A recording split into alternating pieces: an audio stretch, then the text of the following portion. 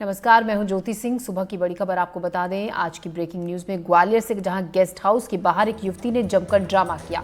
देर रात हंगामे का वीडियो सीसीटीवी में कैद हुआ। शराब के नशे में धुत थी युवती, जिसने जमकर हंगामा गेस्ट हाउस के बाहर किया और जो कार खड़ी हुई थी उस पर पत्थर भी फेंके। ये देखिए सीसीटीवी वीडियो सामने आया है जिसमें युवती शराब के नशे में धुत थी। एक होटल के बाहर, गेस्ट हाउस के बाहर जमकर हंगामा किया, शोर मचाया और एक जो गाड़ी खड़ी थी उस पर पत्थर फेंके। युवती की तलाश में पुलिस जुटी हुई है। गांधीनगर कॉलोनी का ये मामला है। तो शराब के नशे में धुत एक लड़की ने गेस्ट हाउस के बाहर, ग्वालियर में गांधीनगर कॉलोनी में गेस्ट हाउस के बाहर जमकर हंगामा किया। जो गाड़ी वहां पर खड़ी थी उसमें पत्थर मारे। अब इस सीसीटीवी फुटेज के आधार पर, इस वीडियो के आधार पर पुलिस इस महिला की पहचान में जुटी हुई है। फर्स्ट ऑन एनडीटीवी पर ये तस्वीरें आप देख रहे हैं। ग्वालियर गांधी कॉलोनी की एक सीसीटीवी की फुटेज ये है जिसमें एक महिला जो कि शराब के नशे में धुत है, जमकर हंगामा कर रही है गेस्ट हाउस के बाहर और उसने गेस्ट हाउस के बाहर खड़ी गाड़ी में भी पत्थर फेंके।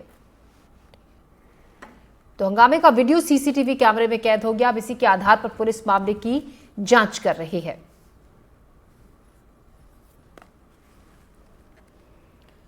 खबरों में बढ़ते आगे, खबर गुना से, जहां पर मयाना थाना क्षेत्र के भदौरा के पास डिवाइडर से टकराकर एक कार पलट गई। इस भीषण सड़क हादसे में 4 युवकों की मौके पर मौत हो गई। एक शख्स गंभीर रूप से घायल हुआ है जिसे भोपाल रेफर किया गया है। बताया जा रहा है कि ये सभी लोग शादी समारोह से लौट रहे थे। सूचना मिलने पर मौके पर पुलिस पहुंची, मामले की जांच पड़ताल शुरू की गई।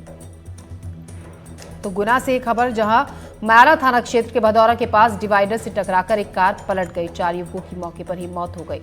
इस खबर पर ज्यादा जानकारी के साथ विनोद कुशवाहा हमारे संवाददाता गुना से हमारे साथ जुड़ रहे हैं। विनोद, एक दर्दनाक हादसा बताया जा रहा है कि डिवाइडर से टकराकर ये कार पलटी जब यह हादसा हुआ और 4 लोगों की जान चली गई। जी, ये पूरा घटना देर रात 2 से 2:30 बजे के बीच की है, जहां पर एक शिवपुरी जिले के कोलारस के रिजोदा गांव से बारात गुना के मावन गांव आई थी। और बारात शादी समारोह हो जाने के बाद ये लोग एक कार में बैठकर ये वापस लौट रहे थे। तो नींद का झोंका लगने के कारण ये भदौरा के पास डिवाइडर में टकरा गई और कार पलट गई, जिसमें मौके पर 4 युवकों की मौत हो गई। वहीं 3 लोग घायल हो गए, जिनमें से एक व्यक्ति को गंभीर रूप से घायल हुआ, जिसे भोपाल रेफर किया। जी, शुक्रिया विनोद जानकारी के लिए आपका। खबर जबलपुर से, जहां सड़क हादसे में एक युवक की मौत हो गई। हादसे के बाद ग्रामीणों का गुस्सा फूटा। ग्रामीणों ने ट्रक को आग के हवाले कर दिया। आक्रोशित लोगों ने सड़क पर जाम लगा दिया। कटंगी थाना इलाके का ये मामला है। जबलपुर में कटंगी थाना इलाके में तेज रफ्तार ट्रक ने एक 18 साल की लड़की को रौंद दिया। हादसे में लड़की की मौत हो गई। घटना के बाद ग्रामीणों का गुस्सा फूट पड़ा। उन्होंने ट्रक में आग लगा दी। घटना के बाद सागर, दमोह और जबलपुर को जोड़ने वाली सड़क पर जाम लगा दिया गया। संजीव चौधरी इस खबर पर ज्यादा जानकारी के साथ जुड़ रहे हैं। संजीव, इस हादसे के बाद जमकर हंगामा देखने को मिला, फिलहाल क्या स्थिति है, क्योंकि लोगों ने सड़क पर चक्का जाम लगा दिया था इस घटना के विरोध में? ये घटना जो हुई है इसमें दोहरा गुस्सा था। एक तो ये कि एक युवक की मृत्यु हो गई, दूसरा उस युवक के दहरी पर बारात आई थी, उसकी बहन की शादी थी और शादी की सारी तैयारियां पूरी हो चुकी थी, बारात आ चुकी थी। किसी काम के लिए वह रोड पर गया और ट्रक ने उस पर टक्कर मार दी। इस ट्रक में गेहूं लदा था, क्योंकि सूखा गेहूं था। जब ट्रक पर आग लगाई गई तो गेहूं भी धू धू के जल गया, ट्रक भी जल गया और फिर उसके चारों चक्कों में बड़े भारी जोर से ब्लास्ट हुआ। और कोई दुर्घटना तो नहीं हुई, लेकिन लोगों का आक्रोश था। ड्राइवर भाग गया कि घर में जहां खुशियों का माहौल था वहां मातम हो गया। इस गुस्से के कारण लोगों ने ये घटना की है। काफी देर तक चक्का जाम चला है, पर फिर पुलिस ने लोगों को समझाइश देकर यातायात को सामान्य कराया। जी संजीव, शुक्रिया आपका जानकारी के लिए। तो घर में बहन की शादी थी, इस युवक की सड़क हादसे में जान चली गई। अगली खबर अनूपपुर से, जहां तेज रफ्तार ने एक जान ले ली। कार और बाइक की टक्कर हुई। सड़क हादसे में 2 युवकों की मौत हो गई। राजेंद्र ग्राम थाना क्षेत्र में यह हादसा हुआ। तो तेज रफ्तार का कहर देखने को मिला। लाघा टोल पटना के पास कार और बाइक की आमने सामने की टक्कर हुई। हादसा इतना भीषण था कि एक युवक की मौके पर ही मौत हो गई। दूसरे युवक ने अस्पताल पहुंचते ही दम तोड़ दिया। दोनों युवक लांघा टोला पटना के रहने वाले थे। हादसे में घायल लोगों को अस्पताल में भर्ती कराया गया है। फिलहाल पुलिस केस दर्ज कर जांच कर रही है।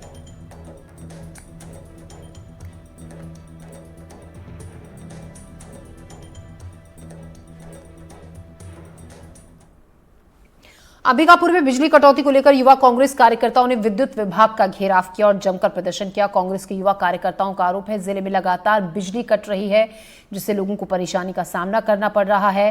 कांग्रेस ने बिजली कटौती के विरोध में एक रैली भी निकाली और बिजली विभाग के अधिकारियों को ज्ञापन सौंपा। और बिजली जाने की सबसे बड़ी वजह है कि जो सरकार की व्यवस्था इनको देनी चाहिए ऑफिसर को, वो दे नहीं पाते हैं। हर साल बिजली का बिल बढ़ रहा है। अभी मैंने सुना है कि फिर बिजली का बिल बढ़ने वाला है, प्रपोजल आ चुका है। पर बिजली बिल बढ़ रहे, जनता पैसा दे रही है, पर उनको वो सुविधा नहीं मिल पा रहा है। जो सुविधा नहीं मिल पा रहा है उसके लिए आज हम लोग यहाँ पे आए हैं। आप देखिए, आप सब लोग पत्रकार हैं, सबके घर बिजली पानी की व्यवस्था होगी, पर आज नगर निगम में पानी नहीं आया है बिजली के कारण।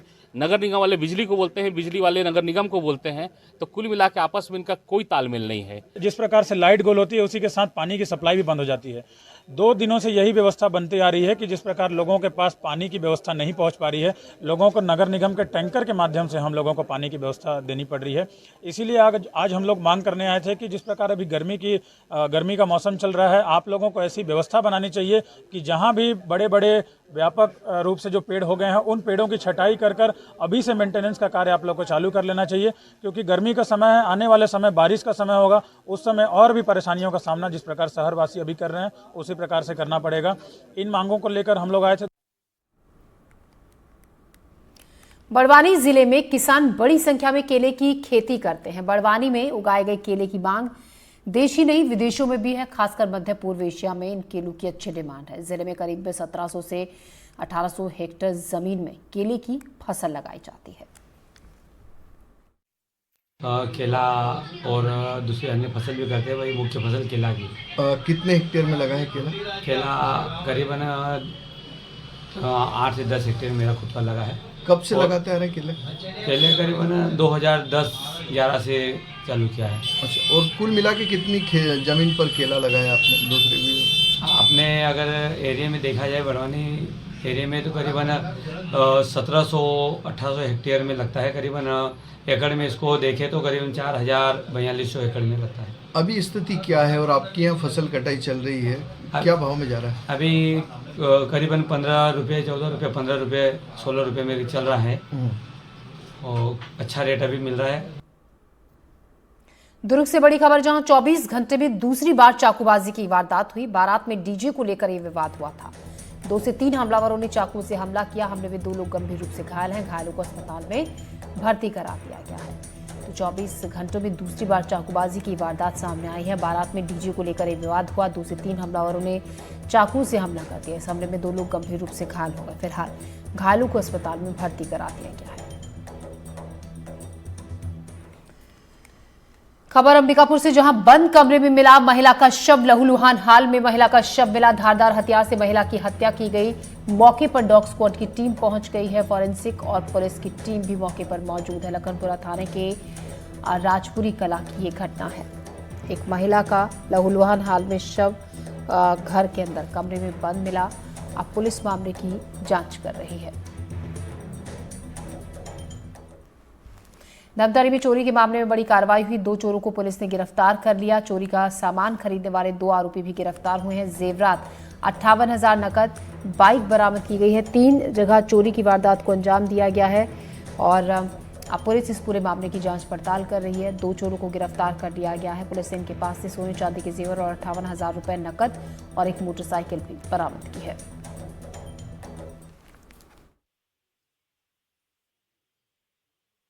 इसमें 2 चोरियां अभी फिलहाल की हुई थी। 23 और 24 तारीख के डीएसआर में दिखी थी। उसका जब हम लोगों ने विश्लेषण किया तो उसमें जो लोग दिख रहे थे सीसीटीवी फुटेज में, उनका हुलिया लगभग कमोबेश एक सा आया और बहुत शॉर्ट ड्यूरेशन में उन्होंने खट से तुरंत चोरी कर ली, जैसे 20-25 मिनट के टाइम में। तो रेकी भी उनके द्वारा की गई पर्याप्त। मोटर बाइक भी कई जगह इनकी दिखाई दी हमें। तो तरीका भी एक था, हुलिया भी एक था, बाइक भी लगभग धुंधली सी जो दिख रही थी एक ही थी। तो उस आधार पे हम लोगों ने इसको सॉर्ट आउट किया है। ये मामला निकल आया है और इसमें अच्छी बात यह है कि ज़्यादातर माल मशरूका भी इसमें बरामद हो गया है।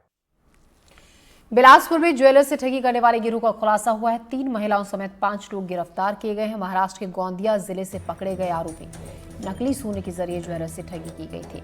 तो बिलासपुर में ज्वेलर से ठगी के मामले में पुलिस ने बड़ा खुलासा किया है। पुलिस ने महाराष्ट्र के गोंदिया जिले से 3 महिलाओं समेत 5 आरोपियों को गिरफ्तार किया है। इन आरोपियों ने ज्वेलर्स को नकली सोना देकर ज्वेलरी ली थी और आरोपियों ने राजनांदगांव और रायपुर में भी चोरी की कई वारदातों को अंजाम दिया था।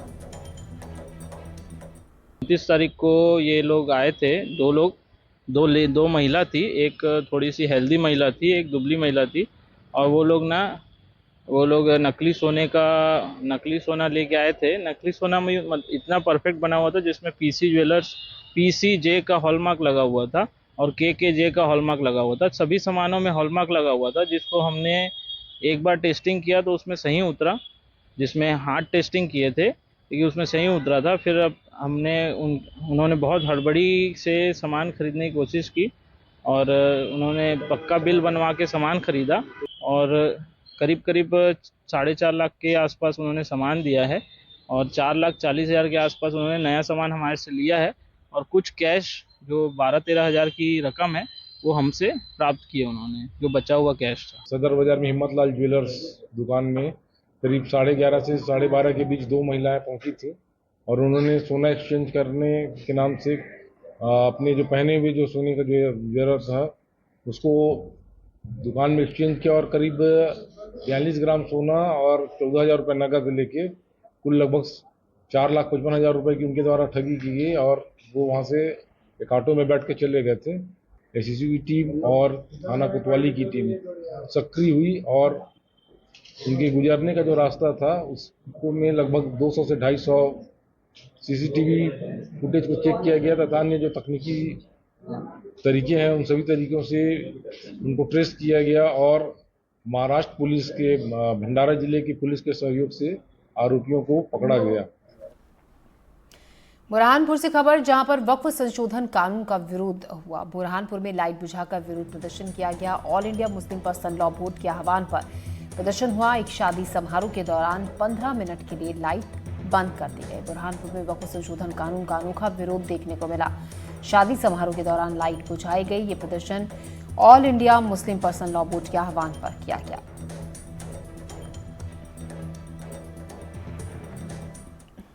वहीं मध्य प्रदेश के खंडवा शहर में भी वक्फ कानून के विरोध में मुस्लिम समाज ने ब्लैकआउट किया। वक्फ संशोधन विधेयक भले ही संसद में पारित हो गया हो, लेकिन मुस्लिम समाज अब भी इसके विरोध में खड़ा नजर आ रहा है। इसी के चलते रात 9 बजे से लेकर 9:15 बजे तक 15 मिनट के लिए मुस्लिम पर्सनल लॉ बोर्ड ने वक्फ से जुड़े इस कानून के विरोध में सभी लाइटें बंद की। इसका असर भी दिखा।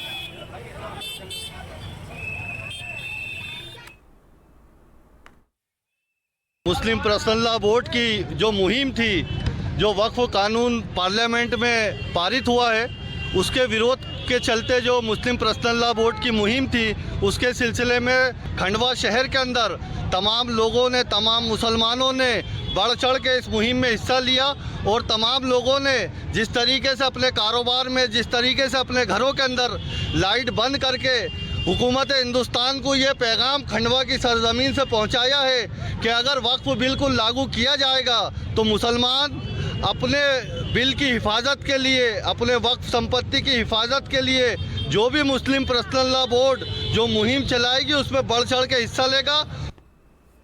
श्योपुर में सड़क सुरक्षा का संदेश देने के लिए एक अच्छी पहल की गई। कराहल इलाके में सामूहिक विवाह सम्मेलन हुआ, जिसमें नव दंपतियों को उपहार के रूप में हेलमेट दिया गया। कार्यक्रम में बीजेपी जिला अध्यक्ष शशांक भूषण भी शामिल हुए। उन्होंने नव दंपतियों को हेलमेट पहनकर दोपहिया वाहन चलाने का वचन दिलाया और 161 जोड़ों को हेलमेट बांटा। जिले में सड़क हादसों का ग्राफ बहुत तेजी से बढ़ रहा है, जिस पर लगाम लगाने के लोगों को जागरूक किया जा रहा है। वनांचल क्षेत्र में श्री हनुमान जी की प्रेरणा से नौनार सरकार पर 161 जोड़ों का निःशुल्क विवाह समारोह का आयोजन किया गया। मेरे मन में प्रेरणा थी कि हमारे क्षेत्र में हेलमेट की जागरूकता की कमी है, तो उस प्रेरणा को दूर करने के लिए आज हमने 161 जोड़ों को हेलमेट प्रदान करने का काम किया। साथ ही उन वैवाहिक जोड़ों को संकल्प दिलाया कि आप जब भी घर से निकलें हेलमेट पहनकर निकलें।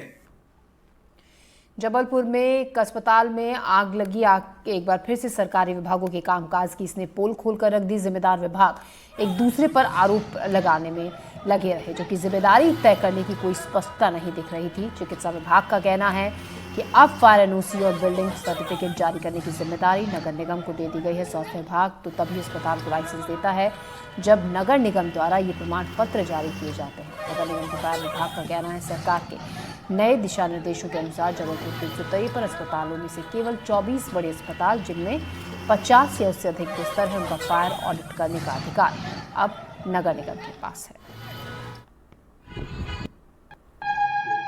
जबलपुर के हॉस्पिटल में जब फिर एक बार आग लगी तो फायर सेफ्टी, फायर एनओसी, इन सब पर चर्चाएं शुरू हो गई।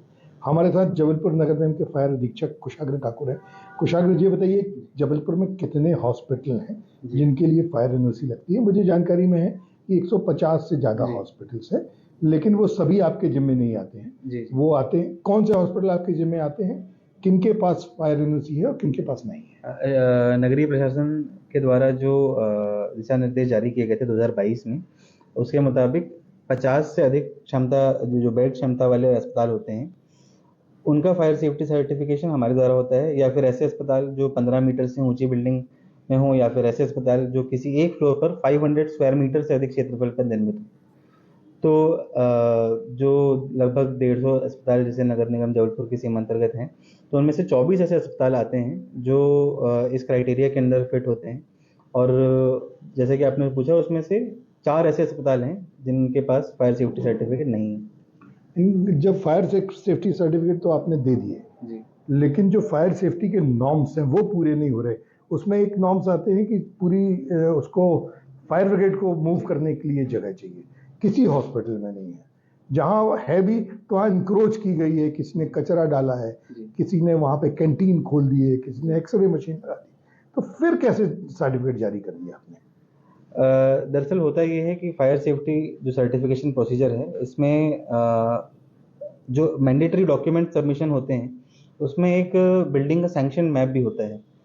अब चूंकि इनमें से अधिकांश अस्पताल ऐसे हैं जो कि बहुत दशकों पुराने हैं या फिर 2012 से पहले निर्मित हैं, तो जो पुराने भवन हैं उनमें MOS के जो कंसिडरेशंस थे वो आज की तुलना में डिफरेंट हुआ करते थे, और उनके नक्शे चूंकि वैसे ही सैंक्शनड हैं, और इस कारण उनके जो करस्पॉन्डिंग फायर प्लान्स हैं वो भी सैंक्शन होते हैं। और उन बिल्डिंगों में फायर सेफ्टी के जो कंप्लायंसेस हैं उनका ऑन द स्पॉट टेस्टिंग करके स्टाफ को उसकी ट्रेनिंग है या नहीं ये चेक करके, और सिस्टम वर्किंग कंडीशन में है या नहीं ये चेक करके हम फायर सेफ्टी सर्टिफिकेट देते हैं। और जहाँ तक कि जो बिल्डिंग के चारों तरफ मूवमेंट की बात है, ये लगभग 10 दिन पहले आयुक्त महोदया ने एक समीक्षा बैठक ली थी, जिसमें उन्होंने ऐसे निर्देश जारी किए थे कि हम अस्पतालों का भौतिक एक बार और निरीक्षण करके ये चेक करें कि किन अस्पतालों में ये व्यवस्था नहीं पाई जा रही है।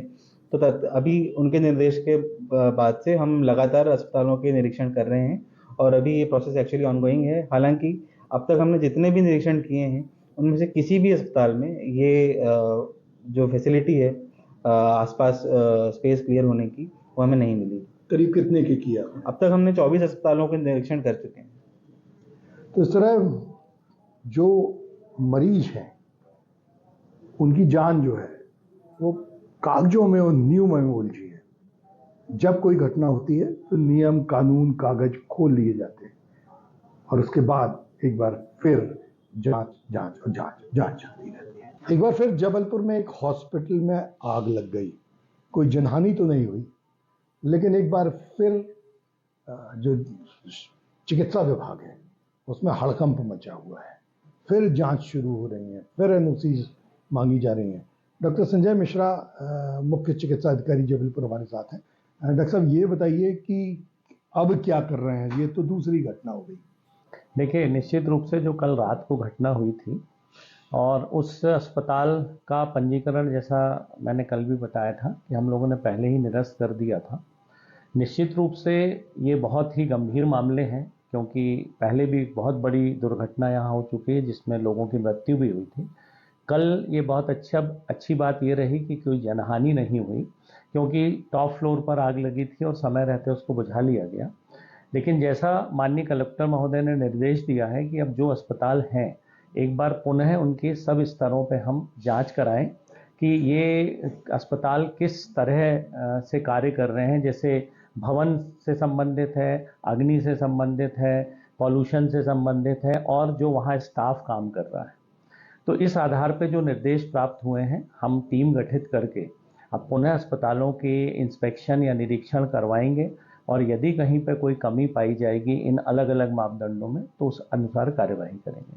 डॉक्टर साहब ये बताइए कि जैसे आपने 17 तारीख को कैंसिल कर दिया, उसके बाद भी मरीज भर्ती होते रहे, 26 तारीख को भी मरीज भर्ती हुआ है, तो क्या होता है? आप तो एक चिट्ठी लिख के दे देते हो, मरीज को मालूम नहीं है कि इसका लाइसेंस सस्पेंड है, अब वो लगातार हॉस्पिटल चला रहे हैं, क्या कार्रवाई करते हैं आप और क्या मतलब इसके लिए नियम है?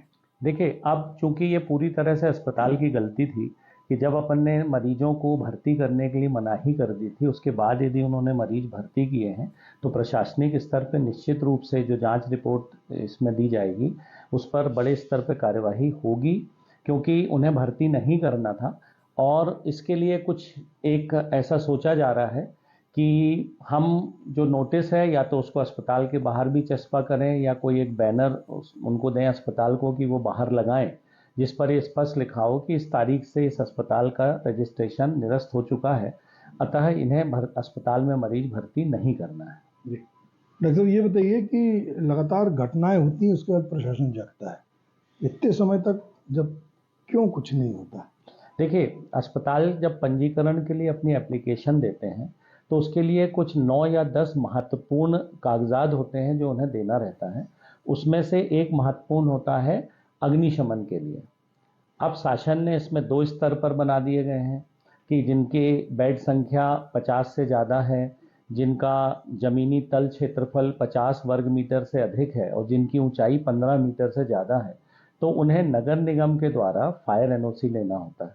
लेकिन इससे कम माप वाले अस्पतालों को शासन के द्वारा पंजीकृत जो फायर सेफ्टी इंजीनियर हैं, फायर इंजीनियर से उनको सर्टिफिकेट लेना पड़ता है। तो ये सर्टिफिकेट लेना थोड़ा आसान हो गया है और फायर इंजीनियर कितना परीक्षण करते हैं ये बहुत महत्वपूर्ण विषय है कि उन्हें बहुत अच्छे से देखना चाहिए, क्योंकि अग्नि दुर्घटना से लोगों की जान जाती है। नगर निगम भी अच्छे से परीक्षण करता है और मापदंड देखता है, लेकिन फायर इंजीनियर्स के लिए बहुत महत्वपूर्ण है कि वो अच्छे से जांच करने के बाद, क्योंकि इस केस में भी यही हुआ कि फायर इंजीनियर ने सर्टिफिकेट दिया फिर उसने कैंसिल कर दिया। तो ये कैंसिल क्यों किया, ये भी एक प्रश्न है कि यदि उन्होंने जिस आधार पे यदि ये निरस्त किया है तो लाइसेंस ये सर्टिफिकेट देते समय क्या वो कमी वहाँ नहीं थी, ये कमी बाद में विकसित कर ली गई या विकसित हो गई? तो निश्चित रूप से फायर इंजीनियर का रोल बड़ा महत्वपूर्ण है इसमें। तो इस तरह अलग अलग विभागों के अलग अलग रोल हैं जैसा डॉक्टर साहब बता रहे हैं, लेकिन ऐसा लगता है कि जबलपुर में सारे नियम ताक पर रखे जाते हैं और लाइसेंस जारी कर दिए जाते हैं। वीरेंद्र शर्मा के साथ संजीव चौधरी, एनडीटीवी। भीषण गर्मी के बीच बड़ा बंडा नगर परिषद क्षेत्र के नागरिक जल संकट की गंभीर समस्या से जूझ रहे हैं। नगर के विभिन्न वार्डों में पानी की भारी किल्लत है, जिससे आमजन विशेषकर महिलाएं बेहद परेशान हैं। चिलचिलाती धूप में महिलाएं सुबह से ही पानी भरने के लिए हैंडपंप पर लाइन लगाती हैं।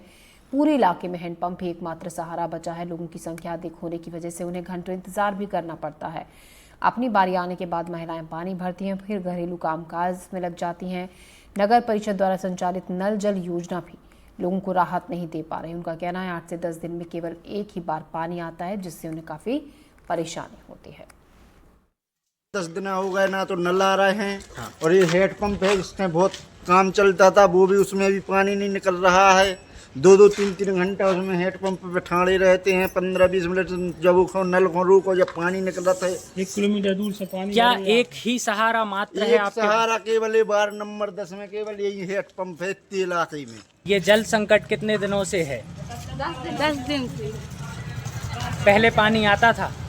नल आ जाती, नल आती थी, कोई परेशानी नहीं है, नल नहीं आती तो परेशान है। कितनी दूरी से आपको यहाँ आना पड़ रहा है? 1 किलोमीटर दूर से आते हैं। अपनो सब काम छोड़ छोड़ के पानी में तो नंबर लगाते हैं, तो कोई सुनाई नहीं है। 8 बजे से तो नंबर ही लगा। किस प्रकार के नंबर यहाँ पर लगाए जाते हैं पानी के लिए? अब एक के बाद जब एक का पूरा भर जाए उसके बाद में 1 कुंड पानी मिलेगा भरने को। ऐसी गर्मी में धूप में आप लोग पानी भर रही हैं, इतना संघर्ष कर रही हैं पानी के लिए। अगर अभी भी आपकी जो सरकार है, यहाँ के जो जनप्रतिनिधि हैं, वो पानी की व्यवस्था नहीं करते हैं तो अगला कदम क्या होगा आपका? शुरुआत नहीं होती है यहाँ पे, ना टैंकर आ रहे हैं ना नल आ रहे हैं। 8-8 दिन में अब 1-1 घंटे खड़े हैंगे, तो सुबह से नंबर लगाए हैं तब जाके अभी पानी मिल रहा है। नमस्कार, इस वक्त हम सागर के बंडा तहसील में मौजूद हैं और बंडा नगर परिषद का ये बंडा नगर है जहां पर भारी पानी की किल्लत साफ तौर पर देखी जा रही है। हमारे पीछे हम अपने कैमरामैन से कहना चाहेंगे कि ये दिखाएं ये दृश्य, ये खाली बर्तन साफ तौर पर इशारा कर रहे हैं कि यहाँ पर जल संकट कितनी बड़ी समस्या है।